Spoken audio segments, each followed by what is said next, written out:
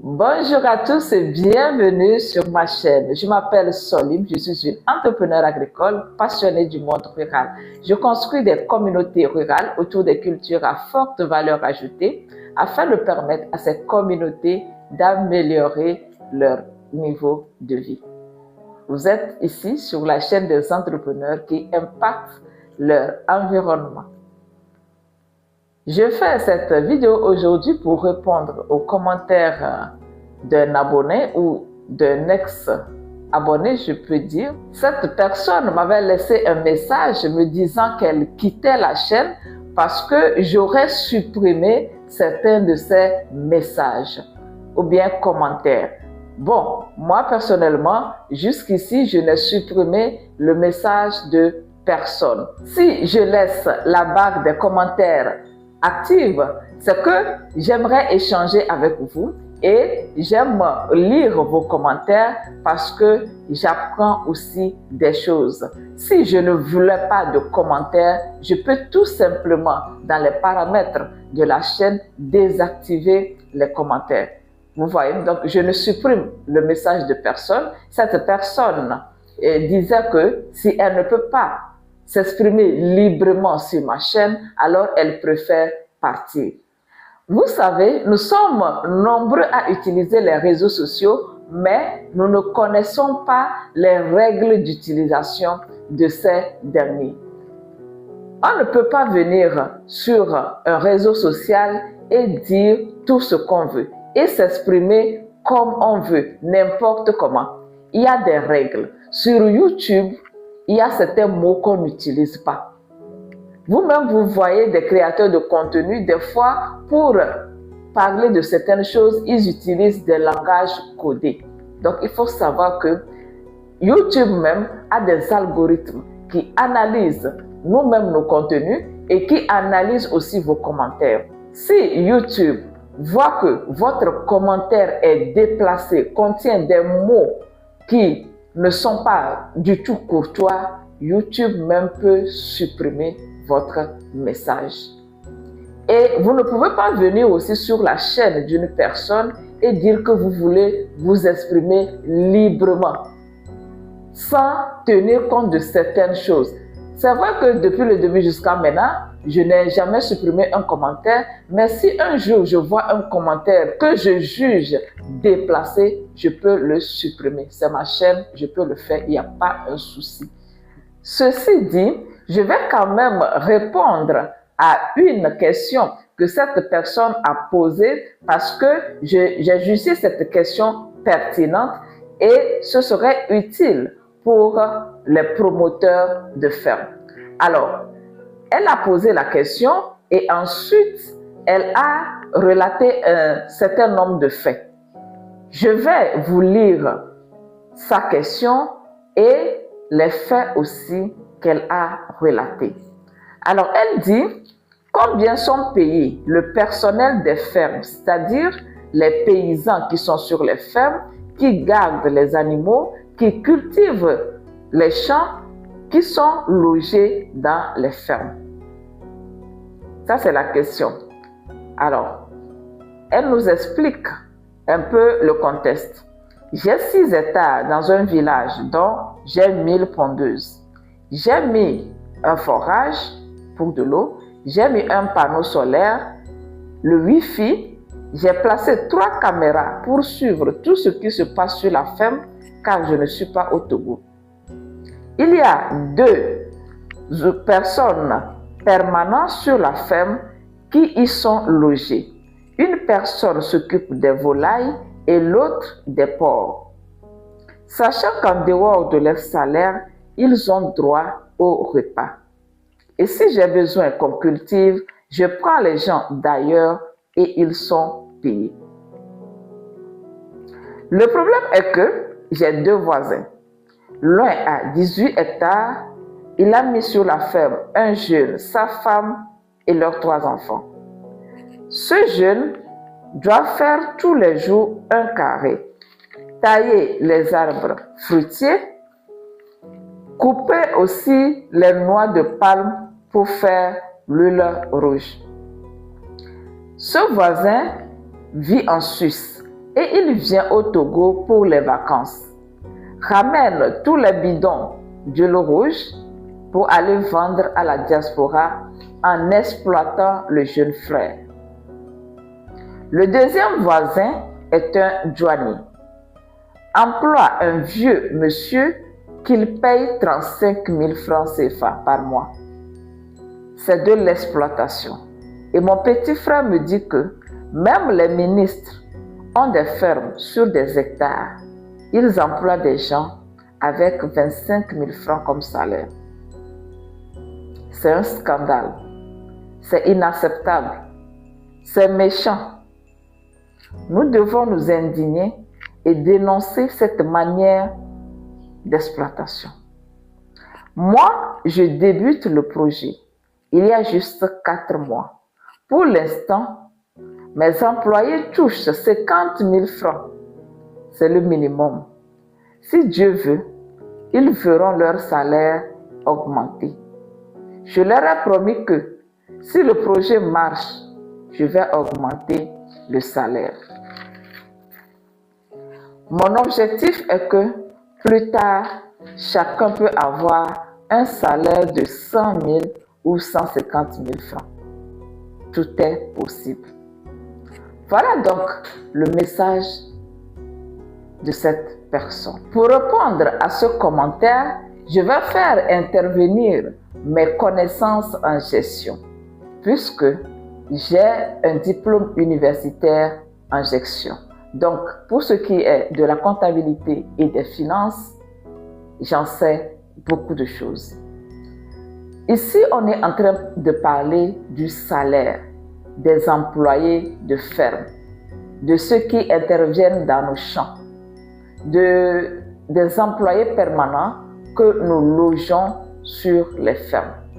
Combien on doit leur payer? Dans le commentaire que je viens de lire, une question a été posée, des faits ont été exposés et un jugement même a été rendu. Et on demande mon avis par rapport à cela. Pour ce qui est des salaires, dans chaque pays, il y a une réglementation qui régit les rapports entre l'employeur et l'employé. Et donc, s'il faut que je donne un avis, je vais m'aligner sur ce que le Togo prévoit en termes de salaire. Depuis l'année dernière, je pense le 1er janvier 2023, le SMIC au Togo est fixé à 52 500. Le SMIC, c'est le salaire minimum interprofessionnel garanti. Donc, cela veut dire que si vous avez un employé, le minimum que vous devez lui payer, c'est à 52 500 francs, ici au Togo. Interprofessionnel veut dire que, quel que soit le secteur d'activité, donc, nous sommes dans le domaine agricole, cela s'applique également. Je parle ici bien évidemment d'un employé permanent, c'est-à-dire que quelqu'un qui fait 40 heures de travail minimum pour vous par semaine ou 174 heures environ par mois. Les 52 500, c'est le minimum. Maintenant, en fonction des diplômes de l'employé, le salaire aussi varie. La grille des salaires que j'ai à mon niveau, c'est la grille datant d'avant 2023. Je ne sais pas si avec la révision du SMIC, on a aussi révisé tous les salaires. Lorsqu'on prend un employé qui a un niveau bac, ils sont qualifiés d'agents de maîtrise, le salaire qu'on leur propose est compris entre 97 500, je vais regarder, 100 et 107 500. Ça, c'est le niveau bac. Maintenant, pour ce qui est du niveau bac plus 3, par exemple, leur salaire est fixé selon la convention collective interprofessionnelle entre 122 500 et 134 500.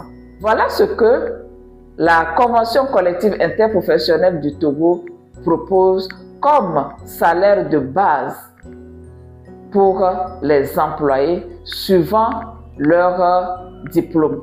Mais après tout, il y a maîtrise, doctorat et tout ça là. Je ne veux pas détailler tout cela dans cette vidéo parce que je m'en tiens seulement à ces niveaux bac et bac plus 3. Lorsque les promoteurs de ferme vont écouter ce que je suis en train de proposer comme salaire, ils vont commencer par crier parce que je connais les réalités sur le terrain. Vous engagez des techniciens qui sortent des écoles d'agronomie, je prends par exemple l'école supérieure d'agronomie, ESA, ou bien l'INFA de Tové, ce sont des techniciens qui ont le niveau bac plus 3, mais vous leur payez moins de 100 000 francs. On est d'accord, pour la plupart c'est ça. Et aussi ce que vous oubliez, vous comptabilisez seulement ce que vous payez en numéraire comme c'est le salaire. Mais souvent, vous accordez beaucoup d'avantages en nature à ces personnes. Si on prend la personne qui a commenté, par exemple, cette personne a logé le personnel. Donc, le logement doit être comptabilisé comme faisant partie du salaire. Il y a l'eau, il y a l'électricité et même, elle disait que le repas était garanti. Donc, si on doit comptabiliser le logement, l'eau, l'électricité et le repas, moi, j'estime tout cela par mois pour 30 000 francs. Et elle paye en numéraire 50 000 francs. Donc, en réalité, elle paye les ouvriers à 80 000 francs par mois. C'est comme ça on calcule le salaire. Le salaire est en numéraire et s'il y a des avantages en nature, cela aussi est pris en compte. Donc, au lieu que cette personne considère qu'elle paye 50 000 francs à ses employés, elle doit plutôt dire qu'elle paye 80 000 francs. Maintenant, est-ce que payer 80 000 francs CFA par mois à ses employés est acceptable? Je ne saurais le dire parce que je ne sais pas le niveau d'études qui a été exigé pour le poste. Mais pour revenir à la réalité de ce que je vois souvent sur les fermes, les promoteurs de fermes payent généralement en numéraire entre 50 000 et 70 000 francs à leurs employés. Et ensuite, il y a des avantages en nature qui sont associés. Si ce n'est pas le logement, l'eau, l'électricité, c'est souvent des primes sur les achats qui sont accordés. Je parle des cas des techniciens, c'est-à-dire des gens qui ont fait des études. Mais il y a sur des fermes des ouvriers permanents qui n'ont pas fait de réelles études, mais qui maîtrisent le travail du champ.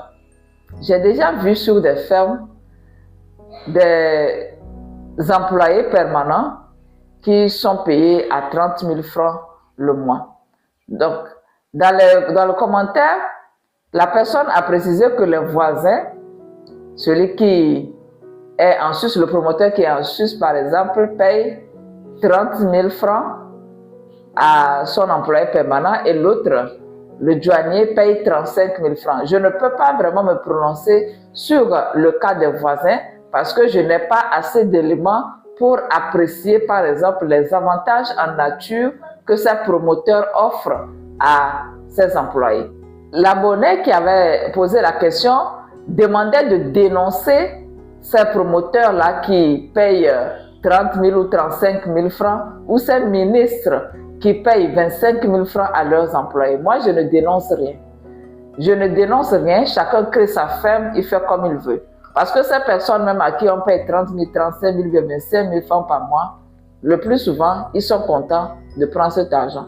Donc, si eux-mêmes, ils ne se mobilisent pas pour refuser ces types de salaires, moi, je ne dénonce rien. Mais ce que je fais, c'est que je ne travaille pas pour une ferme qui paye mal ses employés. Quand une ferme me sollicite et que je vois le niveau de salaire qu'on donne aux employés, je refuse de donner mon expertise à ces types de fermes.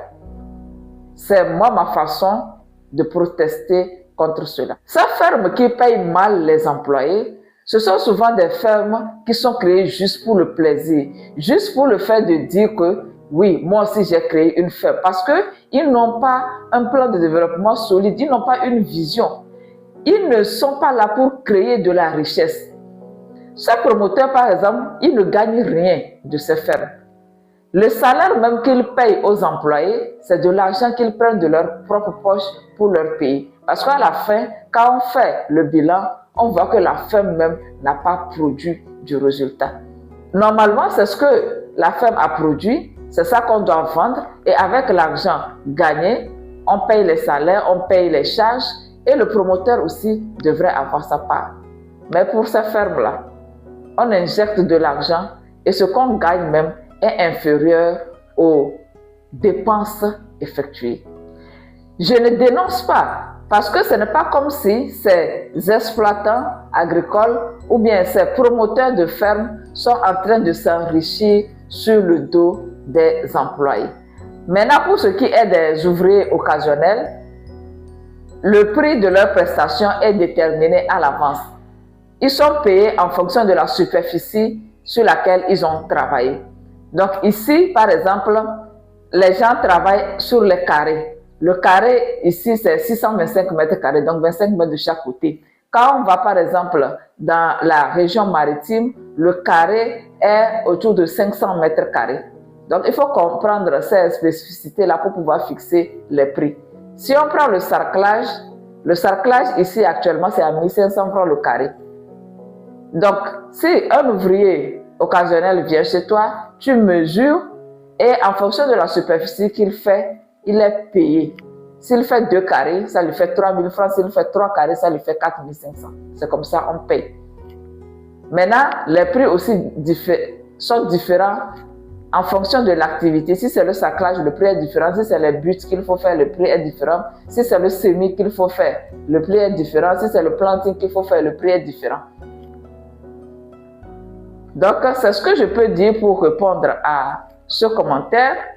Le débat est ouvert. J'aimerais vous lire dans les commentaires pour voir ce que vous aussi, vous en pensez.